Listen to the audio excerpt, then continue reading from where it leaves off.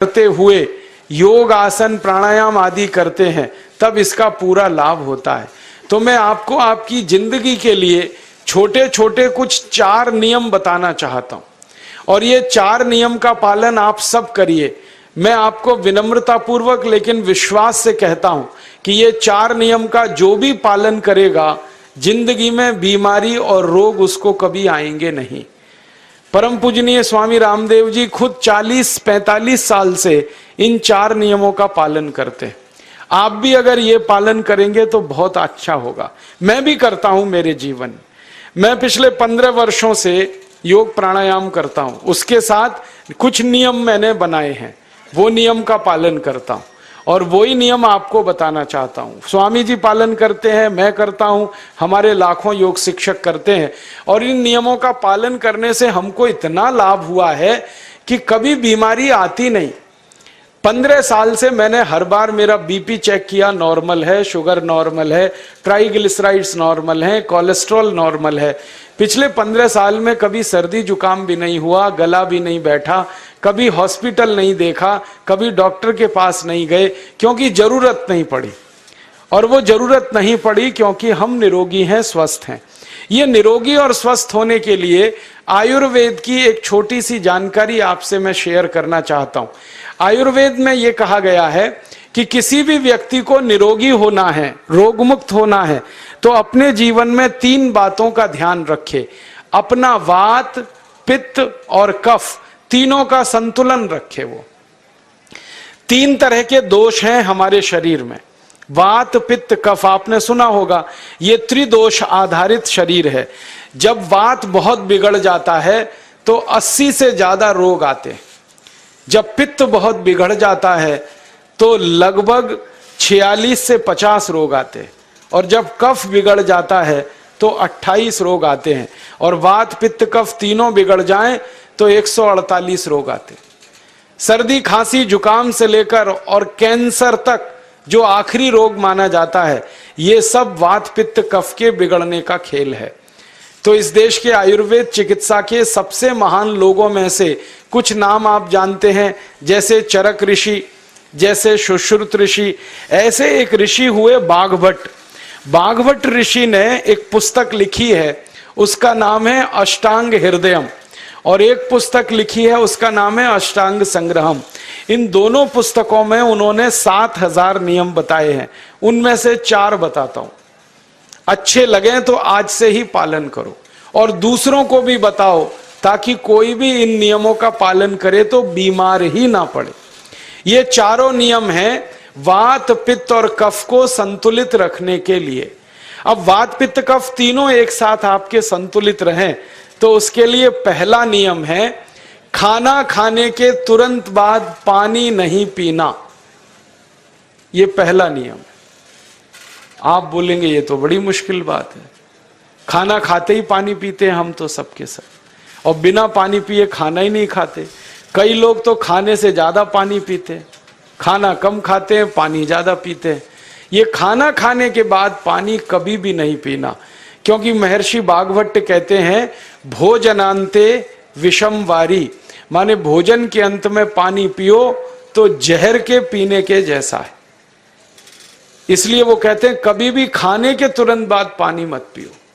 अब आप मुझे पूछोगे क्यों नहीं पिए, कारण बता दो।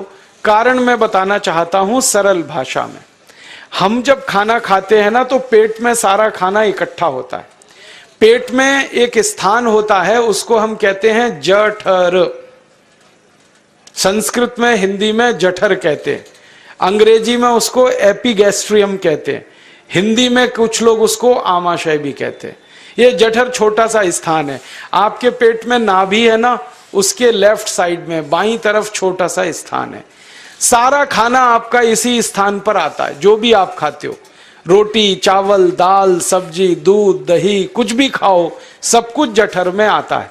अब जठर में जैसे ही खाना इकट्ठा होता है तो उसमें आग जलती है और उस आग को कहते हैं जठर अग्नि। मिला के बोल देते हैं जठराग्नि। आप जैसे ही खाना खाते हो पेट में, जठर में अग्नि जलती है, वो अग्नि खाने को पचाती है और अग्नि खाने को ऐसे ही पचाती है जैसे रसोई घर की अग्नि खाने को पकाती है। आपके रसोई घर में आप अग्नि जलाओ, उसके ऊपर दूध रख दो, दूध में थोड़ा चावल डाल दो, अग्नि जब तक जलती रहेगी खीर तब तक बनती रहेगी। आप घर में अग्नि जलाओ, उसके ऊपर पानी रख दो, उसमें दाल डाल दो, दाल की पकने की क्रिया तब तक चलेगी जब तक अग्नि जलेगी।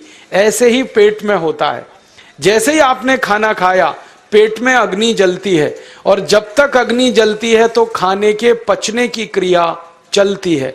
जैसे रसोई घर में खाना पकाते हैं वैसे ही पेट में भी खाना पकता है, इसी को हम पचने की क्रिया कहते हैं, अंग्रेजी में उसको डाइजेशन कह देते हैं।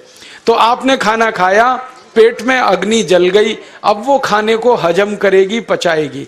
अब मुझे एक प्रश्न का उत्तर दो आप, कि जैसे ही आपने खाना खाया पेट में अग्नि जल गई और वो खाने को पचा रही है, तुरंत आपने गट गट गट गट पानी पी लिया,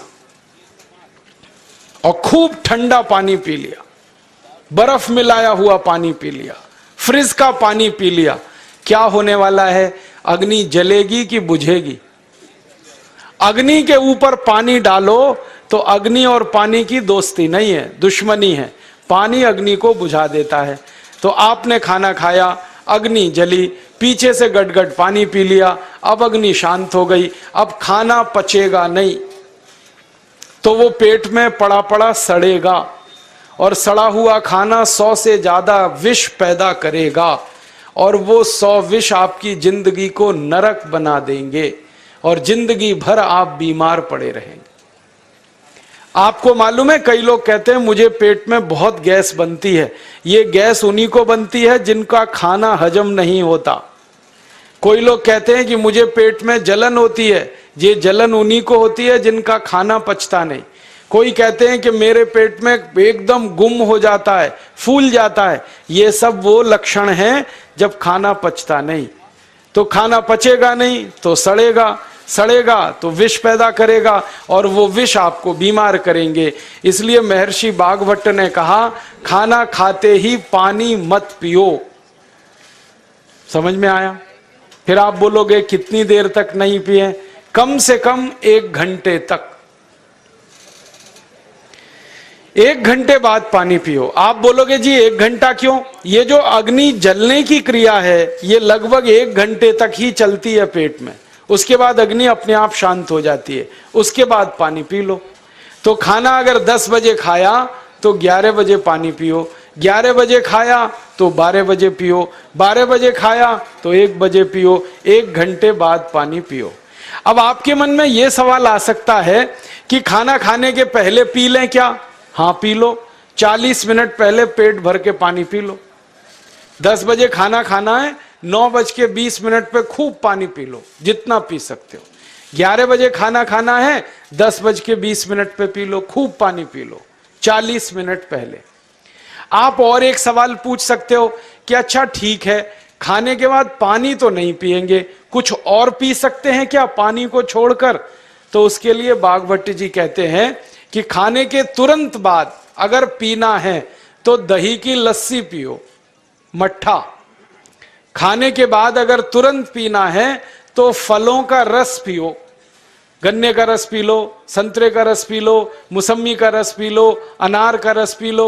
अब आप कहोगे ये सब महंगी महंगी चीजें बता रहे हैं, गन्ने का रस, संतरे का रस, अनार का रस, पैसे तो है नहीं। तो सबसे सस्ता रस है नींबू का ही रस पी लो, शिकंजी बना के पी लो, वो तो सबसे सस्ता है। तो खाना खाने के बाद या तो दही की लस्सी पियो या रस पियो। और एक तीसरी चीज है, दूध पी सकते। तो खाने के तुरंत बाद पीना है तो दही की लस्सी या मट्ठा, खाने के तुरंत बाद पीना है तो कोई फल का रस, खाने के तुरंत बाद पीना है तो दूध। पानी 1 घंटे बाद पियो। और अगर एक बात ध्यान रखो तो अच्छा है कि सवेरे खाना खाते हैं जिसको हम ब्रेकफास्ट कहते हैं, नाश्ता, तो फलों का रस पीना अच्छा, दोपहर को खाना खाएं तो लस्सी और मट्ठा पीना अच्छा, और रात का खाना खाएं तो दूध पीना अच्छा। जो लोग इस नियम का पालन कर सकते हैं जिंदगी में कभी भी 80 रोग उनको नहीं हो सकते। वात पित्त कफ तीनों ही इस एक छोटे से नियम से संतुलित रहते हैं। तो ये पहला नियम मैंने आपसे कहा। दूसरा नियम एक और है, और वो नियम ये है कि पानी कभी भी पियो, घूट घूट भर के पियो। जैसे गरम चाय पीते हैं, गरम कॉफी पीते हैं, गरम दूध पीते हैं, एक एक घूट भर के, एक एक सिप करके, ऐसे ही पानी पीने की आदत डालो। ये मुंह में एक बार गिलास लगा लिया, गटागट उसको खाली कर दिया, ये तरीका गड़बड़ है। एक घूट पानी, दो घूट पानी एक बार में उतना ही पियो। आप बोलोगे ये क्या चक्कर है? बात ऐसी है कि एक एक घूट पानी जब हम पीते हैं तो मुंह की लार पानी के साथ मिलकर पेट में अंदर जाती है, और ये जो मुंह की लार होती है ये क्षारीय होती है, और पेट में हमेशा अम्ल बनता रहता है। तो एक घूट पानी पिया, मुंह की लार इसके साथ अंदर गई, दो घूट पिया और ज्यादा गई, बार बार लार अंदर जाएगी तो क्षार पदार्थ पेट के अम्ल के साथ मिलेगा। पेट में अम्ल बनता है, मुंह में लार क्षारीय होती है। तो ये क्षार को अम्ल में मिला दिया जाए और ये अच्छे तरीके से मिलकर पेट में जाए तो कभी भी कोई व्यक्ति के पेट को अम्लता नहीं होती, एसिडिटी नहीं होती। और पेट में अम्लता नहीं होती तो रक्त में अम्लता नहीं होती, और जिनके रक्त में अम्लता नहीं होती उनकी जिंदगी में कभी भी वात पित्त कफ के असंतुलन की स्थिति पैदा नहीं होती। इसलिए पानी घूट घूट करके पीना। मैं आपको एक छोटा सा मेरा ऑब्जर्वेशन बताता हूं, परीक्षण। आप भारत देश में या दुनिया में कहीं भी जाओ, मनुष्य को छोड़कर पशु पक्षियों को देखना शुरू करो, वो पानी कैसे पीते। किसी चिड़िया को पानी पीते हुए देखो, किसी पक्षी को पानी पीते हुए देखो, वो चोंच के एक बूंद ही के बराबर ही पानी उठाता है। एक बार में एक बूंद पानी लेगा, फिर थोड़ी देर चोंच चलाएगा, फिर पिएगा, फिर दूसरी बूंद लेगा, फिर चोंच चलाएगा, फिर पिएगा, फिर तीसरी बूंद। एक एक बूंद पक्षी पानी पीता है।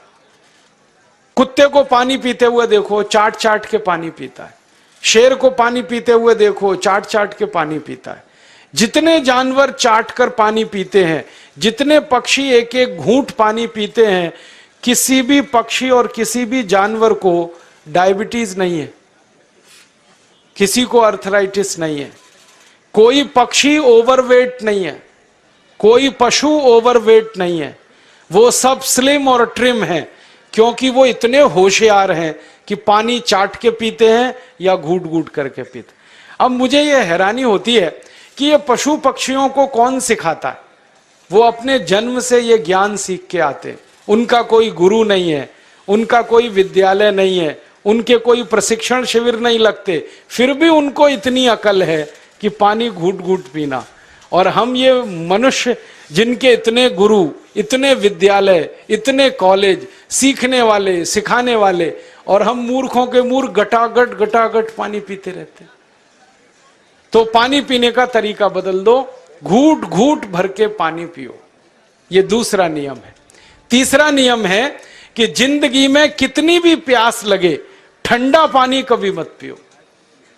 बर्फ डाला हुआ पानी, फ्रिज में रखा हुआ पानी, वाटर कूलर का पानी जिसका तापमान बहुत कम है, ये कभी मत पीना। क्यों? क्योंकि शरीर आपका गर्म है और पानी ठंडा है। अब होता क्या है वो मैं समझाता हूं सरल भाषा में। पेट तो गर्म है, अब इसमें ठंडा पानी डाल दिया आपने, तो अंदर झगड़ा होता है। और झगड़ा क्या होता है? या तो पानी पेट को ठंडा करेगा या पेट पानी को गर्म करेगा। अगर पानी ने पेट को ठंडा कर दिया तो पेट के ठंडा होते ही हृदय ठंडा होता है, हृदय के ठंडा होते ही मस्तिष्क ठंडा होता है, मस्तिष्क के ठंडा होते ही आदमी ठंडा होता है, और आदमी ठंडा होते ही राम नाम सत्य होती है। आपको मालूम है, जब शरीर ठंडा पड़ जाता है तो घर में भी नहीं रखते, निकाल के बाहर सड़क पे रख देते। जो घर आपने बनाया अपनी मेहनत से, शरीर के ठंडा पड़ते ही निकाल बाहर करते हैं उस घर में से, और फिर चिल्लाने लगते हैं, लेके जाओ, जल्दी लेके जाओ, इसको जला के आओ। माने ठंडे शरीर की इज्जत नहीं है। तो ठंडा पानी क्यों पी रहे हो भाई? बंद कर दो। कोई जानवर ठंडा पानी नहीं पीता, कोई पक्षी नहीं पीता। तो आप ये ठंडा पानी पीना बंद करो, सादा पानी पीना शुरू करो। और गर्मी के दिनों में बहुत अगर आपको तकलीफ है तो मिट्टी के घड़े का पानी पी लेना, फ्रिज का और बर्फ का नहीं पीना। ये तीसरा नियम है। और चौथा और आखिरी नियम है कि आप सवेरे ही सवेरे जब सोकर उठते हो तो सबसे पहले पानी पियो। जैसे ही आपकी आंख खुल गई तो पहले 2-3 गिलास पानी पी लो, उसके बाद आप टॉयलेट में जाओ। उठते ही पानी पियोगे तो 2 फायदे हैं। पहला फायदा यह है कि पानी पेट में जाकर बड़ी आंत को साफ करता है, और जैसे ही बड़ी आंत की सफाई होगी पेट पे दबाव पड़ेगा और आप संडास घर में जाएंगे, 2-3 मिनट में पेट आपका साफ हो जाएगा। जिनका पेट सुबह एक बार में साफ हो जाता है उनकी जिंदगी में कभी रोग नहीं आता। इसलिए सुबह सुबह उठते ही पेट साफ होना जरूरी है। और उठते ही पानी पियोगे तो मुंह की जो लार है वो पानी के साथ मिलकर अंदर जाएगी। सुबह पेट में एसिड की मात्रा ज्यादा होती है, इसलिए लार का पेट में जाना बहुत जरूरी है। इसलिए सुबह उठते ही पानी पीना बहुत जरूरी है। ये 4 नियम हैं आयुर्वेद के। पहला नियम, खाना खाने के 1 घंटे बाद पानी पीना।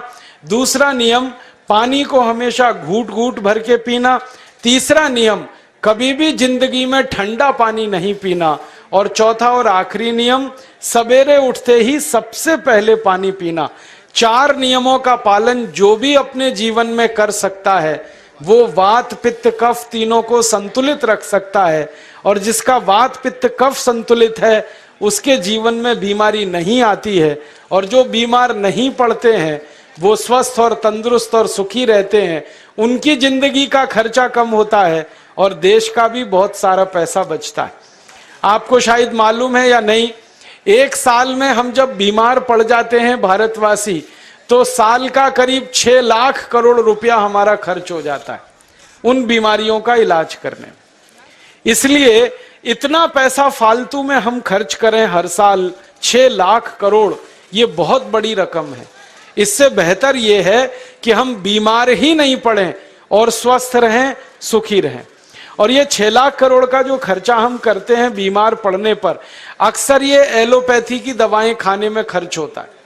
और जो एलोपैथी की दवाएं हम खा रहे हैं जैसे paracetamol, Baralgan, butazone, oxyphenbutazone, aspirin, Disprin, Novalgin, ये सब ऐसी खराब दवाएं हैं जो दुनिया के देशों में 20 साल पहले बंद हो चुकी हैं, भारत में धड़ल्ले से बिक रही हैं और हमको बीमारियों से ज्यादा गंभीर बीमारियों में फंसा रही।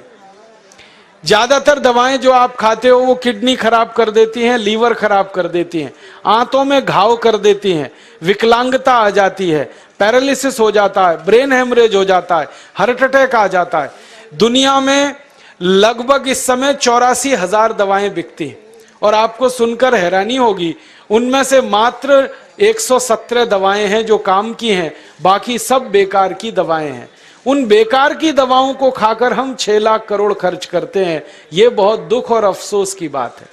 और ये 6 लाख करोड़ का खर्चा समाज के वो लोग करते हैं जिनको जिंदगी में हर समय अपना आर्थिक स्थिति को देख के चलना पड़ता है, जिनकी आमदनी बहुत नहीं है, जिनके घर में आमदनी के बहुत ज्यादा साधन नहीं है, उनको ये पैसा खर्च करना पड़ता है। तो कई बार क्या होता है, किसी का घर बिक जाता है, किसी का खेत बिक जाता है, किसी के घर के गहने गिरवी रख जाते हैं, किसी को कर्ज लेना पड़ जाता है, किसी को कर्ज लेकर दोबारा कर्ज लेना पड़ जाता है। मैंने इस हिंदुस्तान में पिछले 15 साल के प्रवास में देखा कि गांव-गांव के गरीब किसान कर्ज ले लेकर ये महंगी दवाएं खाकर इलाज करते हैं, डॉक्टरों को पैसा देते हैं, दवा कंपनियों को देते हैं, और वो पैसा फिर इस देश में से दूसरे देश में चला जाता है, क्योंकि अक्सर ये दवाएं बनाने वाली कंपनियां विदेशी होती हैं। तो हम 6 लाख करोड़ खर्च करें अपने खून पसीने की कमाई का, उससे अच्छा ये है बीमार ही ना पड़े, दवा खाने की जरूरत ही ना पड़े, तो हम सुखी रहें, स्वस्थ रहें। तो योग प्राणायाम करें, 4 नियमों का जीवन में पालन करें, बहुत आसान है आपके लिए। और अब एक छोटी सी एक बात और आप, उम्मीद है दोस्तों आपको हमारी ये वीडियो फायदेमंद लगी होगी। दोस्तों अगर आपको हमारी ये वीडियो फायदेमंद लगे तो आप अपने दोस्तों से जरूर शेयर करिएगा। लाइक एंड कमेंट करके इस वीडियो के बारे में आप अपनी राय भी जरूर दें। और हाँ दोस्तों, हमारे यूट्यूब चैनल को सब्सक्राइब करना ना भूलें। Thanks for watching.